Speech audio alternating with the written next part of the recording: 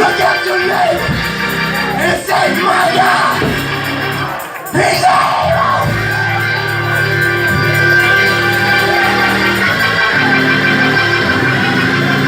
Why is He able? Because nobody, I said nobody, can do you like the Lord. Nobody can deliver like the Lord. Nobody can make a way out like the Lord.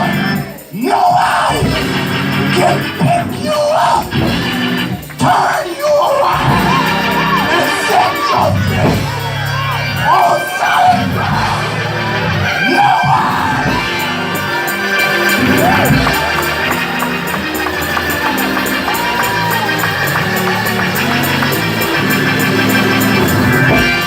He's able.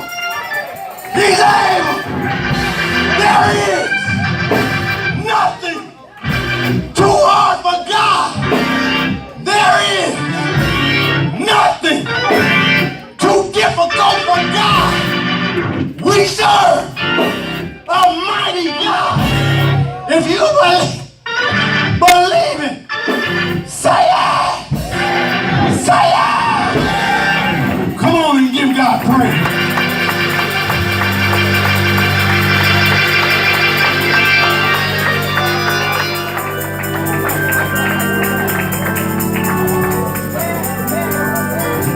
I have to close, but you must know, delay does not mean denied.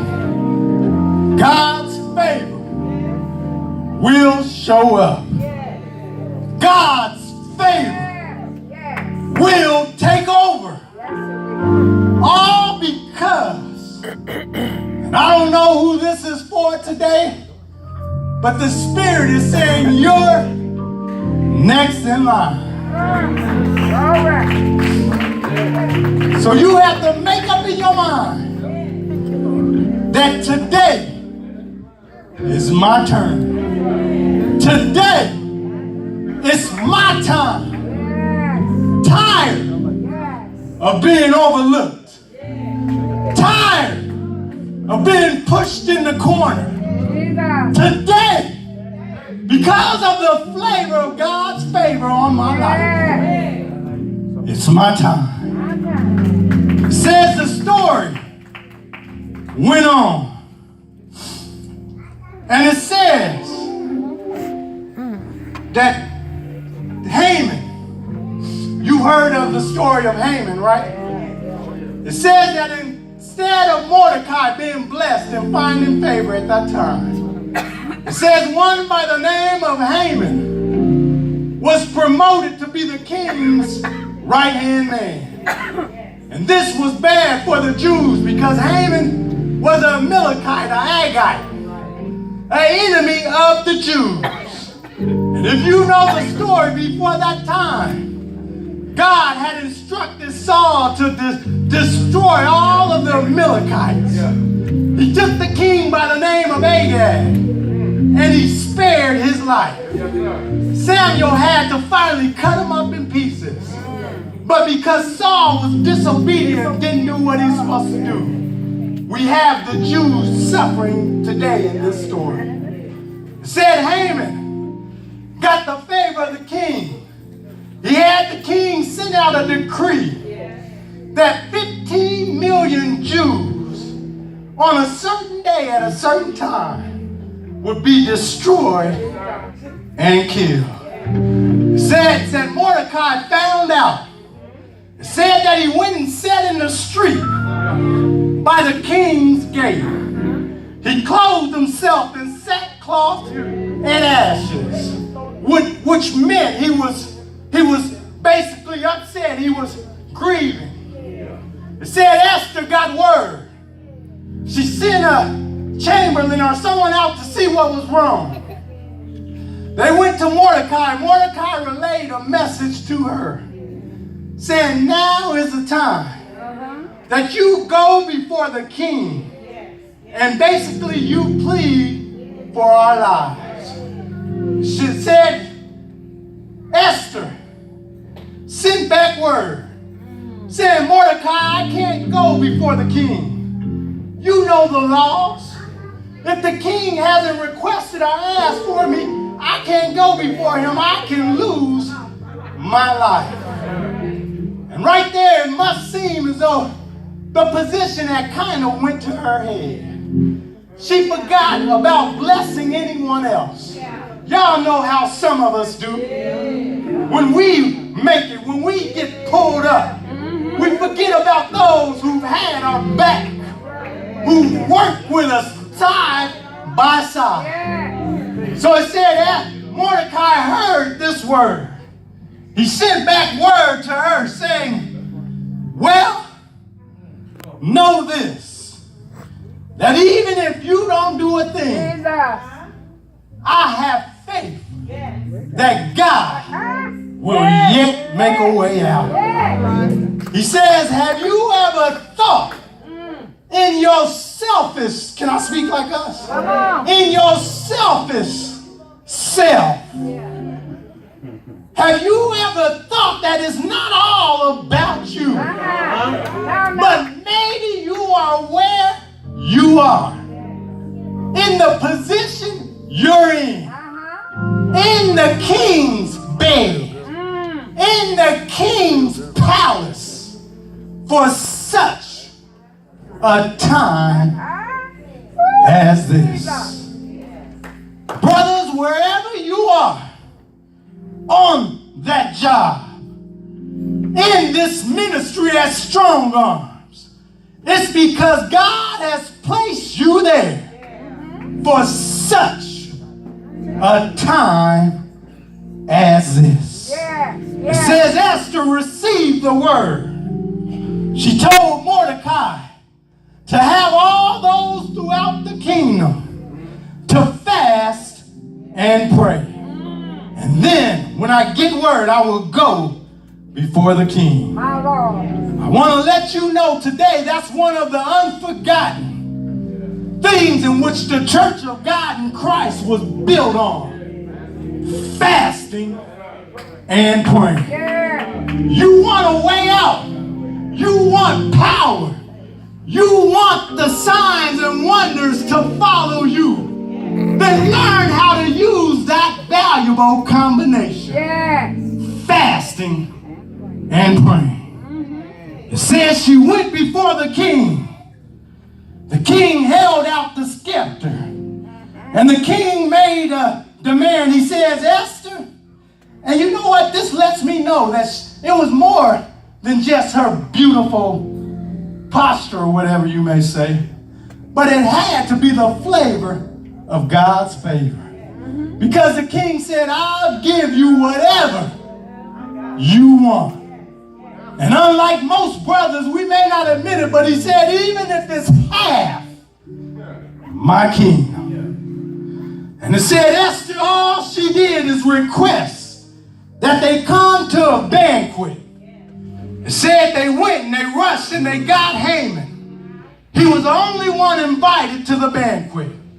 It said Haman no doubt came in puffed up, feeling now not only does the king love me, but now I have the queen. Said God placed upon her heart, wait until tomorrow. So she requested that the banquet be put off for 24 hours. Haman, I can see him skipping out, no doubt humming his most favorite song, thinking, oh, I'm all that. But before he could get out the king's gate, he looked over and he saw Mordecai, the one person who would not bow to him. He went home mad, had a vexed spirit, began complaining to his wife and his family. They came to the conclusion that tomorrow, when you go before the king, let us build a gallows 50 feet high and request that Mordecai be hung. So he went to bed happy, not knowing that at the same time, in the king's palace,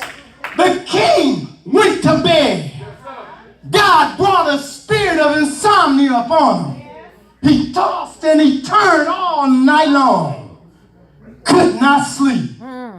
It said he didn't have to wake up, but it said he requested that a book be brought and that they read to him. So they bought the book of records, the book of Chronicles, turned to the exact page that had recorded Mordecai's good deed. Said the king went to bed, but before he went to bed, he asked, what favor has been done to the man in whom the king delights in? The next morning, Haman comes, feeling good about himself. But before he could get in the door, the king said, Haman, what favor should be done for the one in whom the king delights in? My. Haman believing, well, who else? But himself, my God. Well, who else could it be but me? Well, let them bring the finest robe. Yes. Let them bring one of the king's crown. Let them get the second best chariot and horse. Yes. And parade that man throughout the streets. The king said, my gosh, Haman, you're so right. Now go and do that very thing for Mordecai. Look at God. All it took was God yet working on it.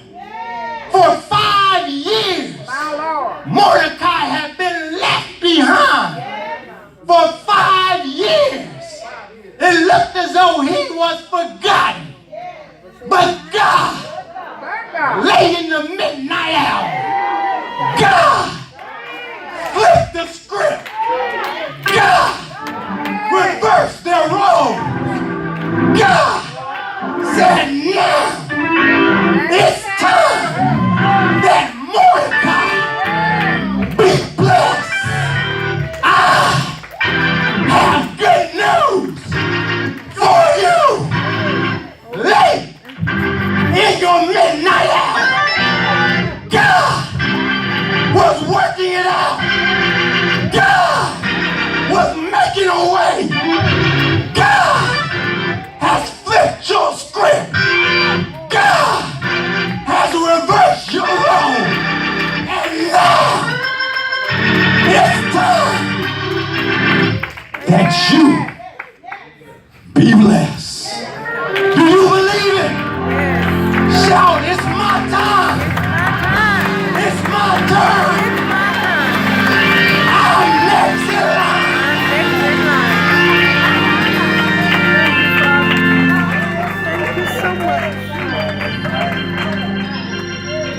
God will make even your enemies to be at peace with you. When you have the flavor of God's favor upon your life.